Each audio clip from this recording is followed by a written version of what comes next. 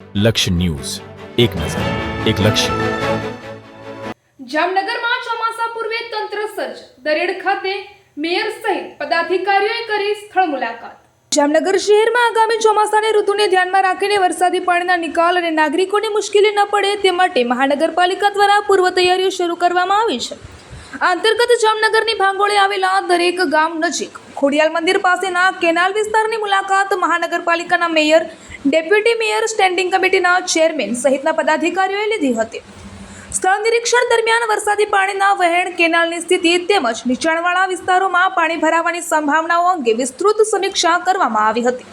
પદાધિકારીઓએ સંબંધિત વિભાગના અધિકારીઓને વરસાદી સિઝન દરમિયાન ક્યાંય પાણી ન ભરાઈ રહે અને નાગરિકોને હાલાકી ન પડે તે માટે જરૂરી સફાઈ, જાળવણી અને તકેદારીના પગલાં તાત્કાલિક હાથ ધરવા સૂચના આપી હતી.